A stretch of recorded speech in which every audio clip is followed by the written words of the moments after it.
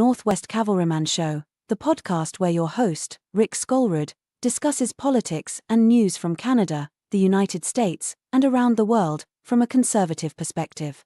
Warning: professionally offended people and liberal crybabies may be triggered. Viewer discretion is advised. While we put the finishing touches on this podcast, you are invited to visit the show notes. There are links to all of Rick's social media, including his website where you can sign up to take the Canadian Firearms Safety Course, which is a prerequisite for obtaining your Canadian firearms license, also known as a PAL. Rick teaches these courses in Maple Bay, just east of Duncan on Vancouver Island, British Columbia. Now here's your host, Rick Skolrud.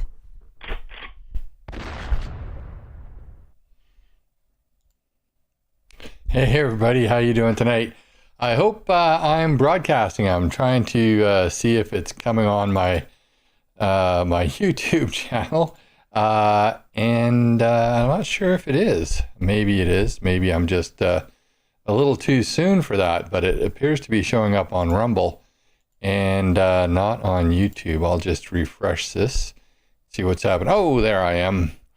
There I am. Okay, so how's everybody doing tonight? Hey, if you can, let me know how the audio is coming through, because obviously I do have issues with that all the time. So yeah, let's just go to live stream here, or the see what's coming up. Cool. Looks like everything is working. I got it right for once. That's great. So hope everybody's doing okay today. I've got a few things set up. I wanted to talk to you about a few things tonight. First off, I did a couple of polls actually about and that they were kind of interesting. So I figured I'd run through a couple of those tonight, and then play a few other things. But I think I was actually going to talk about freedom and the difference between Canada and the United States, because if you talk to Canadians, they all say, well, Canada's more free. Hey, thank you very much, Brad. If you talk to Canadians, a lot of Canadians think that Canada is freer than the U.S. And if you talk to the U.S., people in the U.S., well, they're the freest country everywhere, right? Well, I did a video and I put it on my other channel, Cavalryman USA, because I was doing American politics on that channel. I haven't really done too much on that channel lately, but I put it up there because it was kind of long and I didn't think there'd be a lot of interest in it. But hey, check it out if you after this. If you want to, I will update the description of this video and put a link to that afterwards. But I did actually do a poll on joining the USA. Basically, I'm just going to play a video I did on that poll, and then we can talk about it. I also had another poll, and yes, I do know that there is a typo, but once I posted it, it's really difficult to bring it back and change it. I know that I spelled wages wrong there. That was a typo. I'm sorry.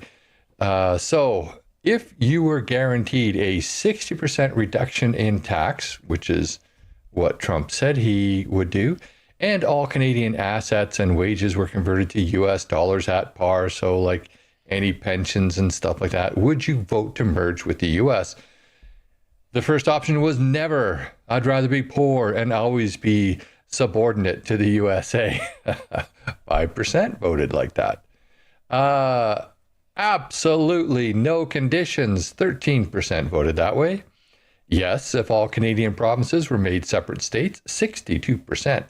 So if you added those two together, that would be 75%. And then there was the last option, no, but economic, military, security, immigration, border union, yes, 20%. So basically Kevin O'Leary's suggestion got 20%. And then 75% wants to join the US if there was a 60% reduction in tax and all Canadian assets were converted over at par. And then, of course, there was a whole bunch of comments to that too. So, of course, this is a conservative channel. So these are conservative people. I'm not sure how many people would actually vote that way in a referendum, but it is kind of curious. I don't think that I would have gotten that many people responding this way if this was 3 months ago or 6 months ago or a year ago. So that's very interesting. I wonder if we are going to see a referendum in Canada. I doubt it, but you never know. Well, I thought that was really interesting that there were so many people who were taking the possibility of merging with the states a little bit more serious. Now, I know a lot of people don't like that idea, and I know that this is more of a conservative audience who maybe thinks of things more practical than emotional. And when you think of things as more practical than emotional, then you do kind of see things in a different light. Now, I'm not saying that I mean, I got my own opinions, but I'm not saying that there would ever be like a referendum or whatever. And you know what? I don't think that people necessarily vote the same in a referendum as they do on maybe a channel like this or in a poll that was taken by like Angus Reid or anything like that. I think that people change their minds as they go along. So, but I thought it was interesting, considering 75% of at least my audience thinks that it's a good idea. And if they were offered that financial incentive of joining the United States with everything at par and reduced taxes, that it would sway their vote, which I thought very, very interesting. I didn't really think that would be as high as what it was. And then 20% thought that, an economic union would be best. I actually thought that the economic union would probably be higher than the actual joining. And then, of course, we had 5% of people thinking, hey, I'd rather just be poor and subordinate to the U.S. I'm sure that most of them said that kind of tongue in cheek. So that's interesting. But I did another poll, which I want to share with you. And this is basically the best of the worst options in the Liberal Party for our Prime Minister for about 36 days. If the election isn't called before the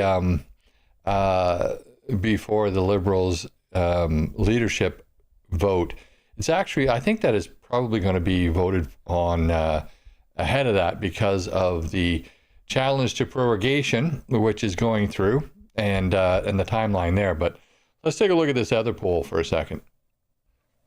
So I did a couple of polls this week on my channel, and just wanted to let you know what the results were.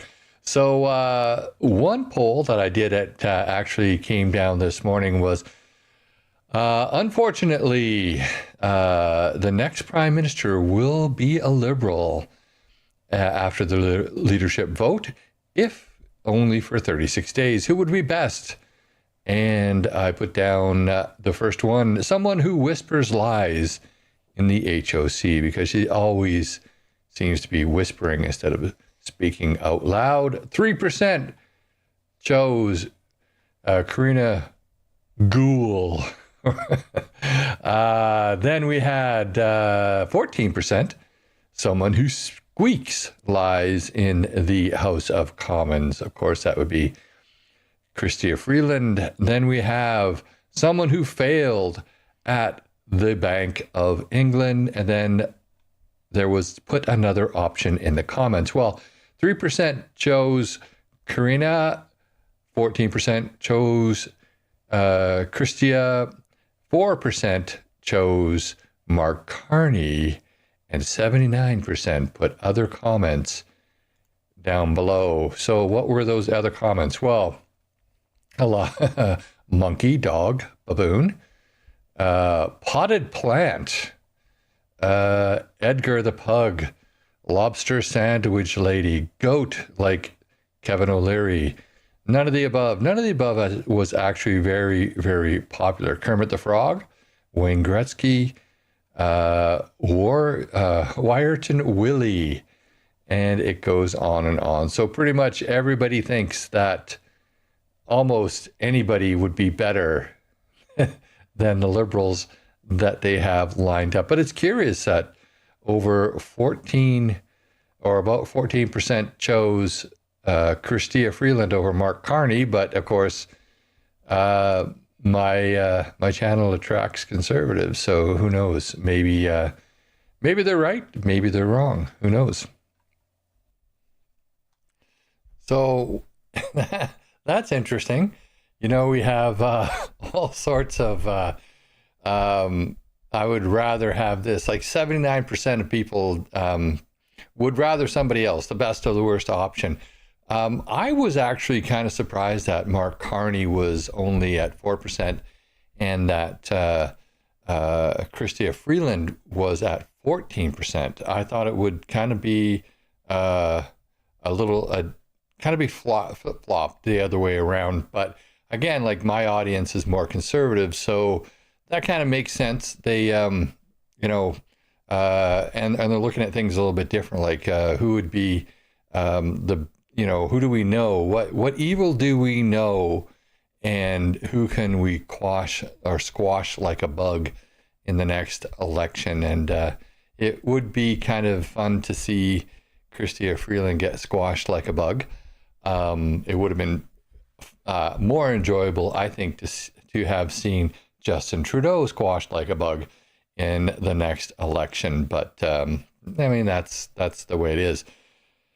Now, Carney, of course, being the man from Davos, I did a video on that a couple of days ago, and he's extremely bad.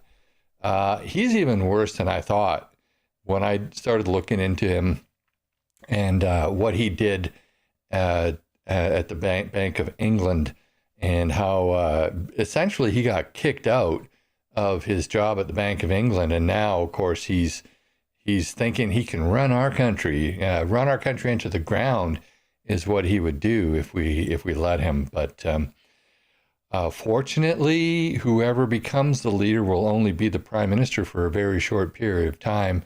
The shorter, the better, as far as I'm concerned. Maybe even only for a few days if you think about it, because if that prorogation gets quashed in court, and then we're able to get a non-confidence vote through, you never know. We may be in an election before they even finish their Liberal vote, which would be great as far as I'm concerned. But, the sooner the better. So, of course, we do have a topic of conversation, which I don't even know why it's a topic of conversation, but it is a topic of conversation on CP24. Pierre did an interview, and this is what happened. First day on the job, President Trump signed an executive order, the U.S. government only recognizing two genders, male, female. They're unchangeable. If elected as prime minister, is that something that you're going to kind of walk in line with, or what are your feelings on that executive order? Well, I don't know. Do you have any other genders that you'd like to name? Me personally? Yes. I'm just asking more so if you're in line with what he is saying. Do you agree with what he's saying? Is that something that you would be lockstep with if elected as prime minister? Well, I'm not aware of any other genders than men and women. I mean, if you have any other that you want me to consider, you're welcome to tell me right now. Well, there's personally, I am a man. I am okay. People who say cis man. There are people there who, they say they're gender neutral. Well, you're a man. Yes. There are people there who say they're gender neutral. Yeah. They say they're gender neutral. They're a trans person. Is that something that you would recognize here? Whereas in the States, at least with their U.S. government, the way they're seeing it, there's only two. I'm only aware of two, but I mean, if you come up with another list, then you're welcome to do that. But I'm aware of two.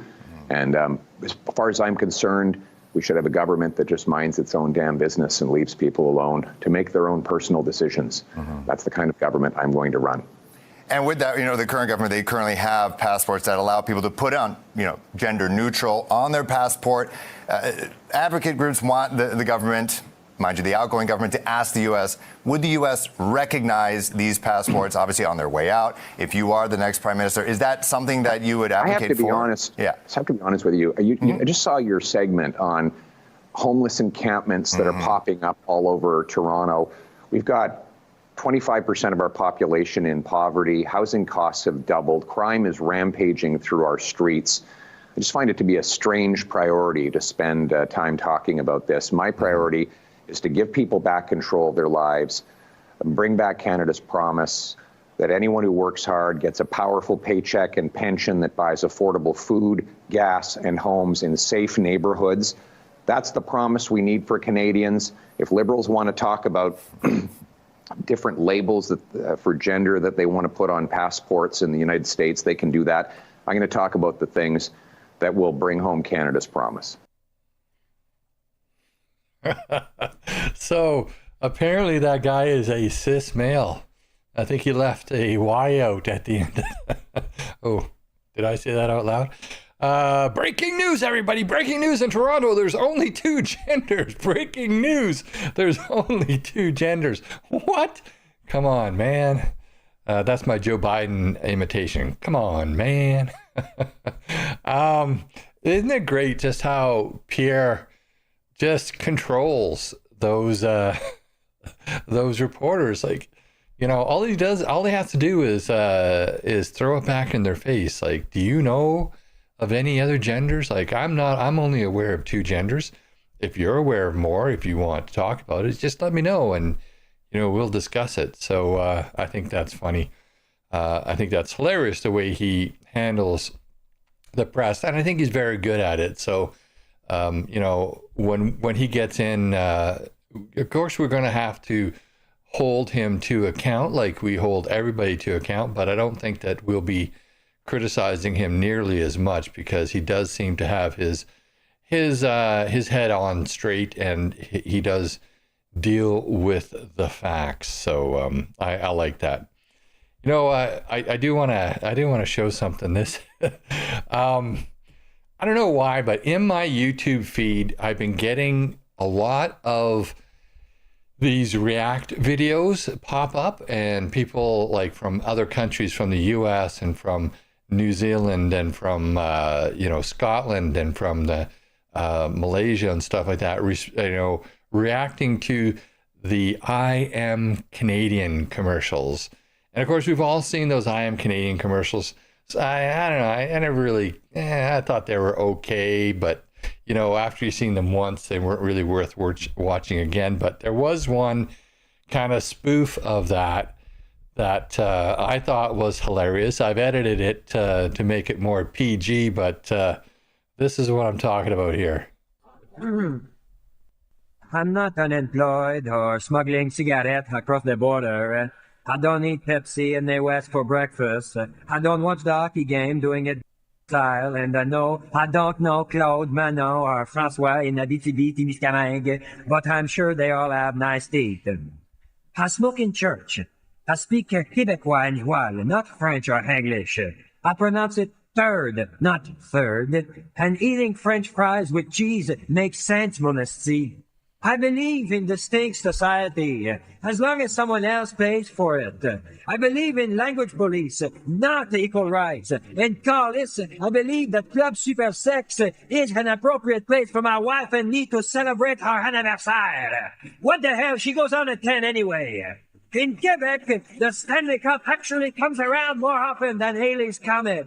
I can get beer at the dépanneur, not at the convenience store. And maybe I can't turn right on a red light, but tabarnak, I can go right through it. Because Quebec is the world's largest producer of maple syrup, the home of Céline Dion and rock voisine. The land where everybody is shutting up and the legal drinking age is just a suggestion. Je m'appelle Guy and I am not Canadian. Maudit tabarnak esti. Merci, salut la visite.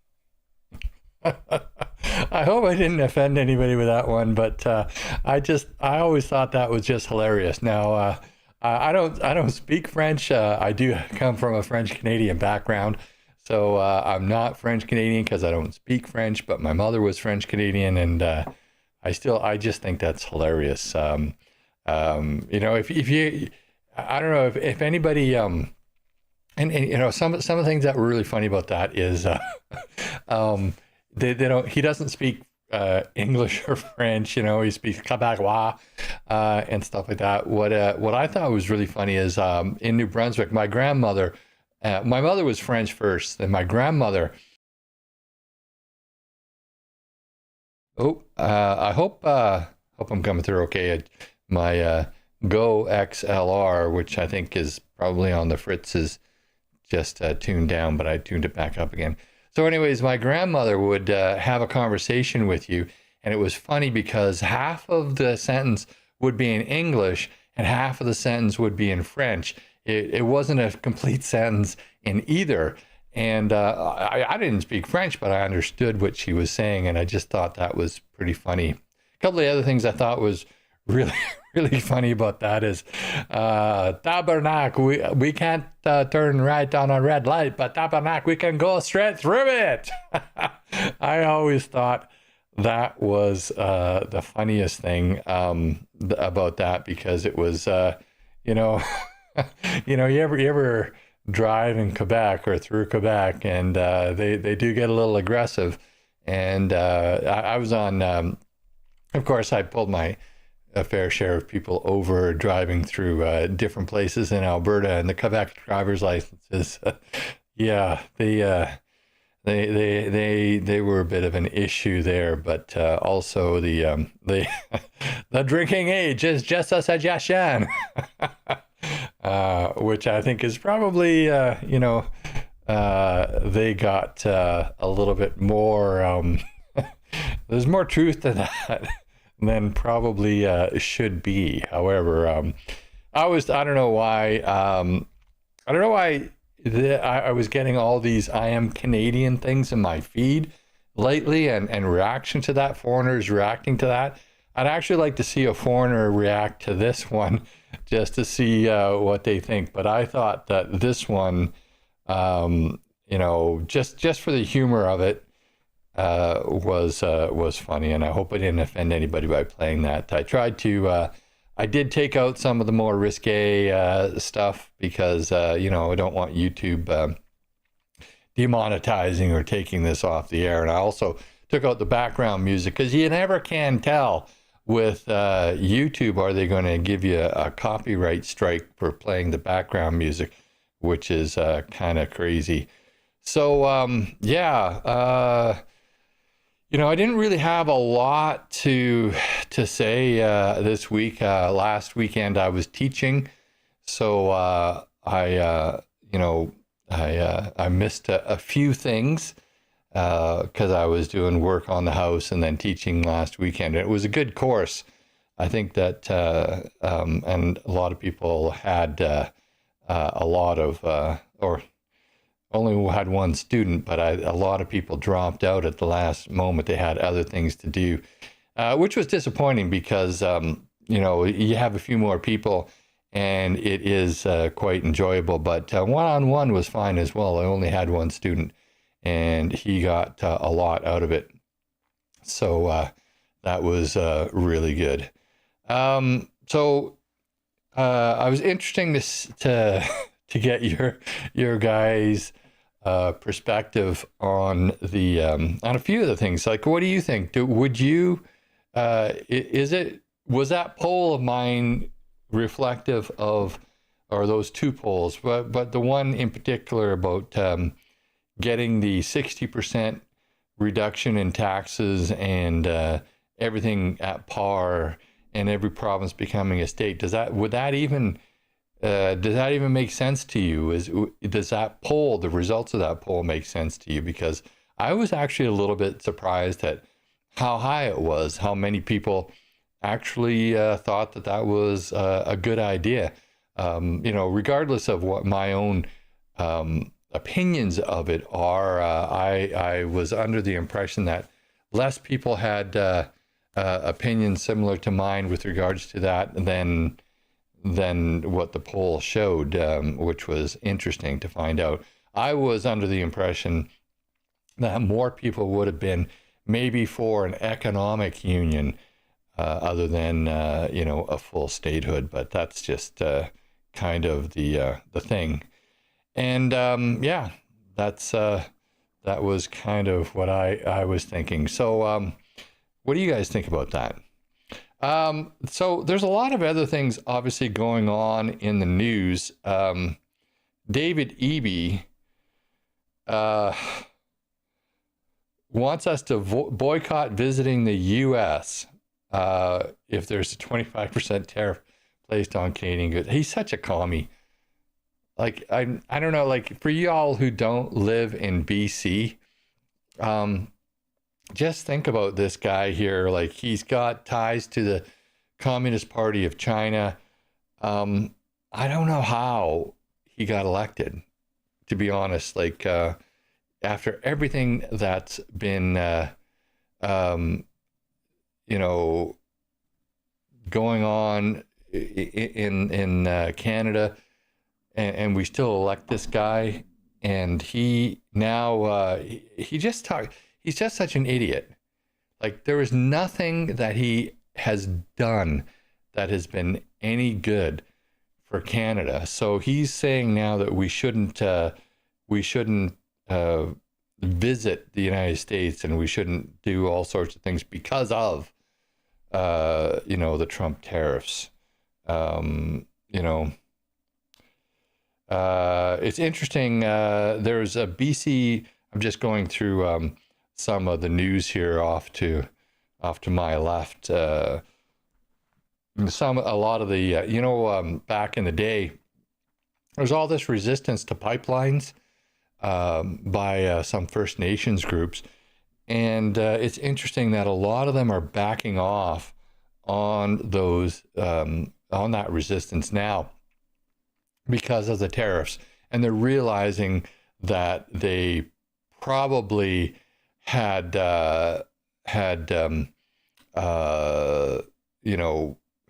should have supported it, especially the the pipelines that come down from Alberta and northern BC to the Port of Vancouver, and also the east-west pipeline that goes off to Halifax. But I really think that one of the things that we're really missing in Canada is refineries. I don't know how many we actually have. I heard at one point that we didn't have any, but I don't know that that's true or not. But why are we not refining the oil and the product here and then selling it?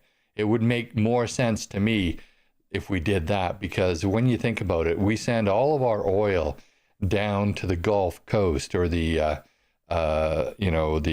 Gulf of America, and then it gets refined there and then sent back to us, and as a result, we pay a ton more for our gas, our fuel, and then of course they add all the extra taxes on it. So okay, Nelson says Canada has 19 refineries. The biggest one is in St. John, New Brunswick. But okay, so 19. I didn't realize we had that many. That is very interesting. So that's, but the pipeline issue, that is huge. Looking through some of these news reports, it's interesting what the news really focuses on. What about this cutting the energy to the U.S.? It's clear that there are so many people in Canada who just that are in power in Canada who just don't get it, like Melanie Joly. How can Melanie Joly think that it would be a good idea to cut off oil along the line 5, line 6? I think it's line 5 and line 6, maybe it's line 8, but I know it's line 5 that goes down into the U.S. So we have oil that does go down to the U.S. then comes back up to Canada in these pipelines. And if we cut off oil to the U.S., well, guess what? We're cutting oil off to Eastern Canada. We're cutting oil off to Ontario and Quebec and the East. So it just doesn't make any sense at all. And when we realize, and well, I mean, I think that most people on this channel have realized for years who has that we've got just a bunch of people who are clueless in power. But when the rest of the country starts to realize how stupid these people are, how uninformed they are about the things that matter to Canada, economic issues especially, it's just frightening that we have these people who are in power and making these decisions and wanting to make these decisions. So we have Joly and LeBlanc going down to negotiate with the President of the United States, and these two are completely clueless. What is LeBlanc even good for? Wiping Trudeau's butt as a babysitter, that's about it. And he's totally failed at, in my opinion, at everything he's done as the Minister of Public Safety and before, and now the Minister of Finance. Well, who knows? He hasn't been in the job long enough to, and since he's been in the job, Parliament hasn't even been sitting, so we haven't really heard as much as we should about that. I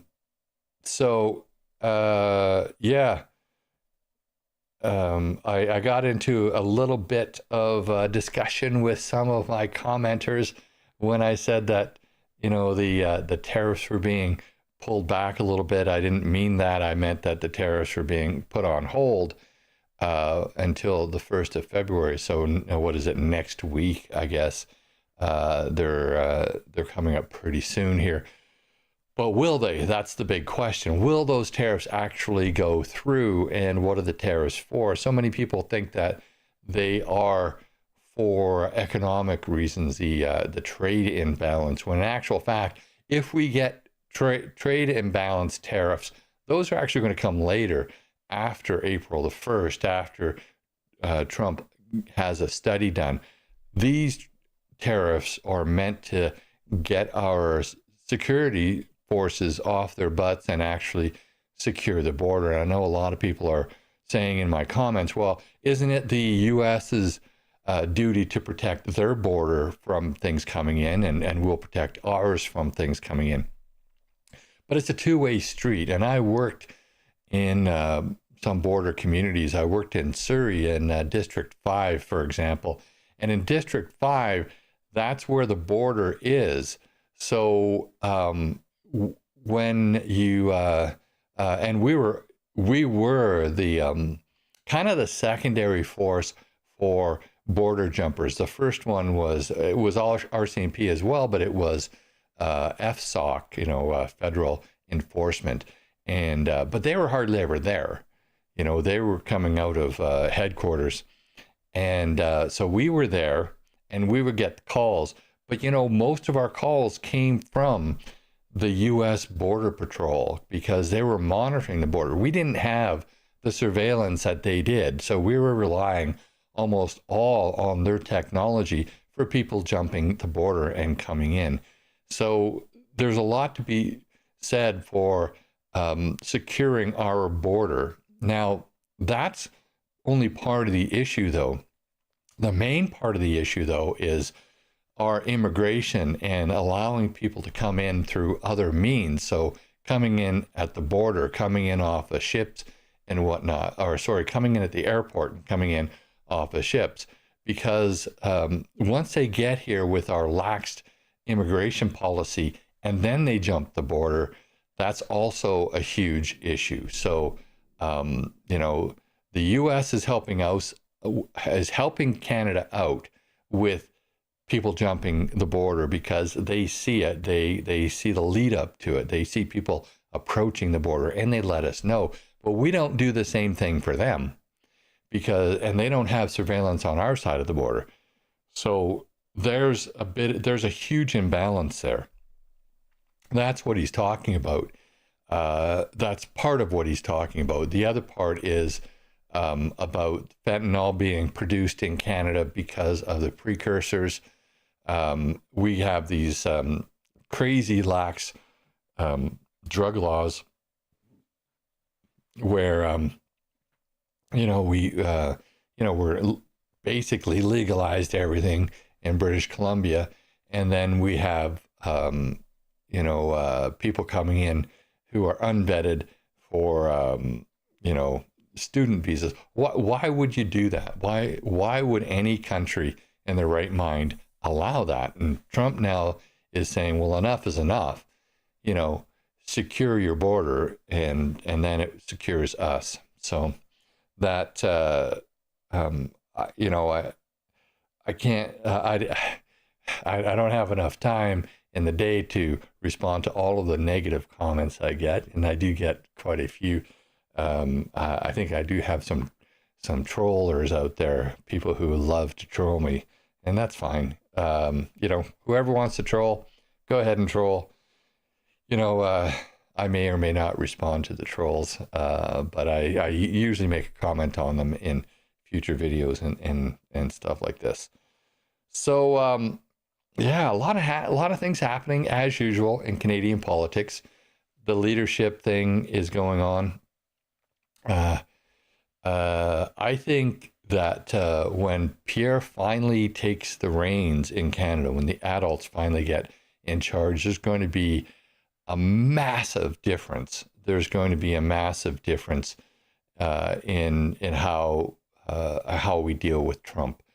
I think that things will look up quite well. I think, though, that what we should do is after Elon Musk and Vivek, I can't say his last name, Rashami. I can't say his last name. I'm sorry, but I think once they get finished with Doge down in the U.S., that they should come up to Canada and do it. But I think that just to put a Canadian spin on things, I think we should find an acronym that has an extra D in there. So, instead of get out of Doge, we can say get out of Dodge. Throw a D in there somewhere. Because a lot of these people have to get out. Like our government is way, way too big. If you watch the video that I uploaded on my other channel today, I went through line by line, or not necessarily line by line, but category by category, just how big our government is, and and why we need to why we need to scale it down. And basically that video was regarding, I don't know if most of you have probably heard of it, because I think most of you are from Canada, but we have this thing called the Fraser Institute. And it's I think it's associated to SFU, Simon Fraser University. And a lot of people consider it to be a conservative or slightly right-wing think tank. I'm not sure about that. I think that from what I've seen, there's a lot of slightly left-leaning content that comes out of the Fraser Institute. So that's how I would categorize it. And so in my video there, I talked about what it is there is a there's a report that they do every year, and it's called the Freedom Index. And they go through a whole bunch of different either personal freedom or economic freedom, and then they come up with Human Freedom Index. And they ranked Canada as 13, and there was a couple of surprises in there. They ranked some Eastern European countries as fairly high. Switzerland was number 1. Ireland was, I think, number 5 or number 3 or something like that. Estonia was tied with some other country for number 5. And then Canada was 13 on the list, lucky 13.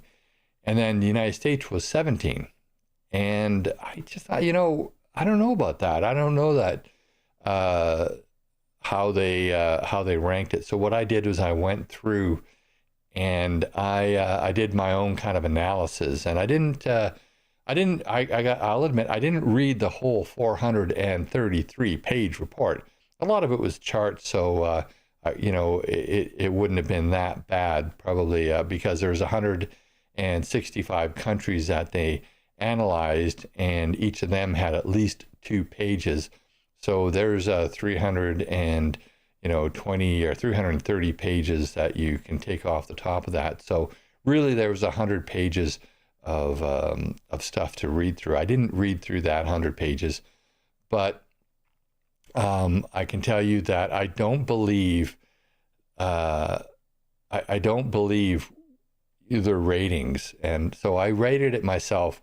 And you can go to that channel, and that is on my Cavalryman USA channel that I just uploaded today. And see for yourself, what do you think? And I did link the report in there so you can download the report, look at their categories, how they rated the countries, and see for yourself. I think that when it came out, when I did it, it actually came out that Canada, and based on a lot of things that have been happening since 2022, like the trucker convoy and the pandemic and whatnot. When I re-ranked Canada, it actually came out to 73rd as just below Brazil and above Papua New Guinea. And then when I re-ranked the United States, it actually came out just below Switzerland, so a solid 2. So obviously I am probably a little biased, so take that for what it's worth. And I did talk about that because all of these categories that they talked about were very subjective, and I'm going to be biased. Everybody's going to be biased when they bring it, when you look at it. So you're going to, rank things a little differently. I didn't change everything. I only changed things that were obvious to me that didn't sound right, but what's obvious to me might not be obvious to everybody else. They may focus on other issues. And no, I did not go through every single category and read how they rated things because, again, it's all subjective. So anyway, that's what I had to say about that. And really don't have anything else prepared. I was doing that all day and then looked up at the time and realized, oh my gosh, I don't I didn't have a lot of time to prepare for this. That day kind of got away from me. So right now, let's go to YouTube because that's the only place people seem to be commenting, and take a look at the comments and or the chat, I should say. The comments are below. Thank you again, Brad, for that $20. Hello, Michael from Cat Productions. Harley T again back. How you doing? Tracy, you said hello. Waltz in Your Head. Yeah, that's an interesting name. So I like that. Liz said hello already. And of course, Mike. There's a few people that, David FL, how you doing? A few people that don't seem to be here, but Norm is here.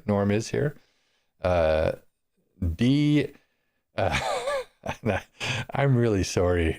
Sometimes these names, they just, I can't pronounce very well, but Zawalik. I'm sorry, I didn't pronounce your name very well. Yeah. So Liz, you had a snowstorm yesterday. Where are you, Liz? You said before, I think you're in northern Alberta here. Yeah, I said Alberta. What part of Alberta? Are you from Edmonton? Again, I think, was it St. Albert? Did you say you were from St. Albert or Fort Saskatchewan, someplace like that? Yeah. But there, you know what? It's that time of year. You get snow there. I worked in Alberta for 15 years. The worst thing ever for me was on a highway at minus 40 in my regimental parka and mucklucks because of an accident or doing a impaired driving check stop. I just hated that. It was just so cold. I grew up on the West Coast here, so yeah, it wasn't just reminds me of so many. I like Alberta, don't get me wrong, but the winters have, especially where I was, left a little bit to be desired. GoCo Donnie, thank you very much for that. $5. Yeah. So just kind of, so Storm, here's this thing, like this Chandra Arya, he hasn't quit yet, but so he's coming up with this $350,000 to run, but he doesn't speak French. That's part of the rules. This guy is so stupid. This guy is completely stupid. Why anybody would vote for him is unbelievable. He doesn't qualify. So that's just bizarre. Just getting back to the Liberal leadership convention there. So yeah, very, very interesting. GoCo, you had two donations there. Thank you very much. That's great. All Sorts. I'm not sure who. I think you're new. Are you All Sorts? I haven't seen your name up there before, or did you just change it from something else? Bonnie C, how you doing? OCD.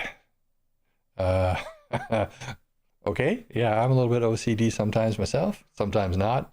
Wish I was more OCD when it came to keeping my tools all sorted out, when I'm doing stuff around the house. I spend more time looking for tools when I'm in the middle of a job, like, where did I put that? I put it down and then I walk away. I wish I was more OCD that way. Yeah, EB can get stuffed. I think so too. Dusty, how you doing? Wouldn't stand with the truckers or Canada, but that's an interesting thing to say. I'm not sure exactly what that's all about. Yeah, so you don't mind a takeover. See, I don't think a takeover is what we want. I think we want an amicable merger that everybody is kind of at least okay with. A takeover, though, that kind of implies that they're having their way with us, and I think that's kind of what you suggested there. I'm not really cool with that. Nelson, how you doing? So you brought up the 19 refineries in the East. So let's go here. James, how you doing? Yeah, so it was Martin Luther King Day on Inauguration Day. I thought that was kind of interesting that it came on the same day. You would have thought that they would have, worked it out so it wouldn't have been. Pat Allen, how you doing? Jolie doesn't understand these matters. Jolie doesn't understand anything, I don't think. I I'm sure she's got her good points, but she doesn't really seem to be clued in on what's going on. Glenn Robertson, Roche Save, how you doing? Chris, let's just secure the border. That's the whole thing. Like, we secure the border, it's halfway done, right?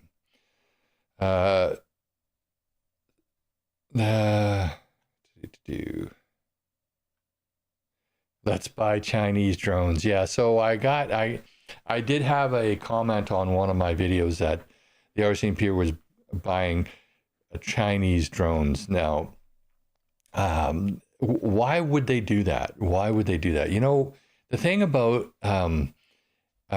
if we were just to buy U.S. made drones, for example, to secure the border, and U.S. made products to secure the border, that would go a huge way towards, you know, this trade imbalance, which doesn't exist, but, you know, Trump thinks it does.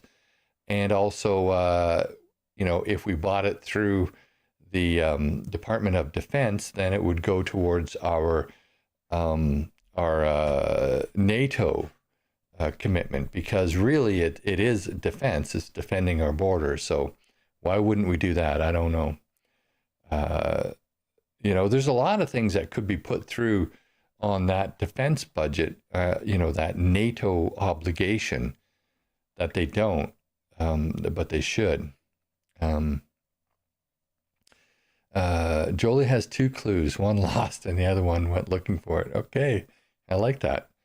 Oh yeah, Northwest Edmonton, that's where you're from, Liz. That's cool. I know Northwest Edmonton fairly well. I used to have some friends in Beverly that I'd stay with when I went to town there, you know, when I lived up north. So it's all good.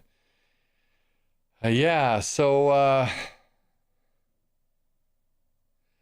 yeah, the winters are brutal. You're originally from BC. Yeah. I'm actually originally from the East Coast, but I grew up in BC. I can call myself a BC boy because I've been here since 1972, or at least that's where I landed here as a kid, and I grew up here.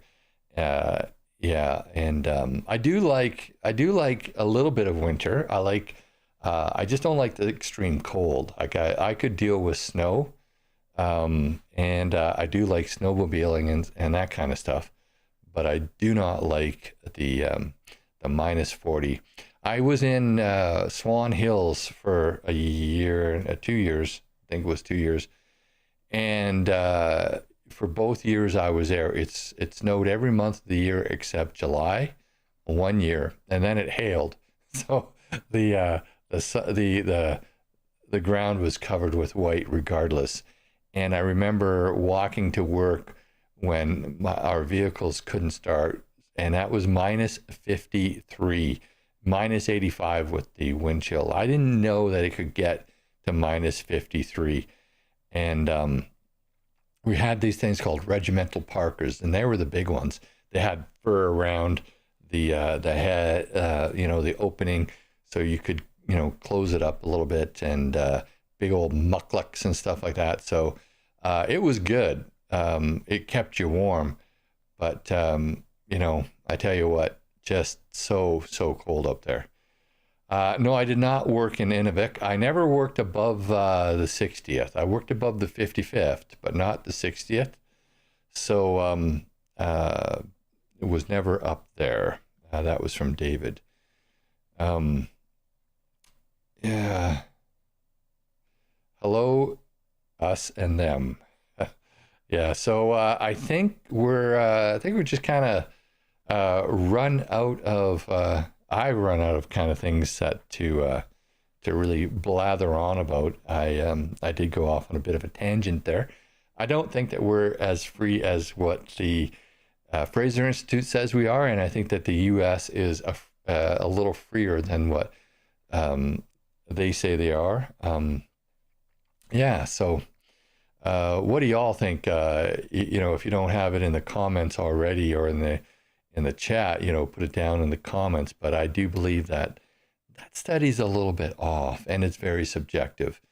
And that's one of the reasons why I think that they're a little bit left-leaning, because when you look at actually just one more point before I go, is that they didn't include rights-based country in their list of things.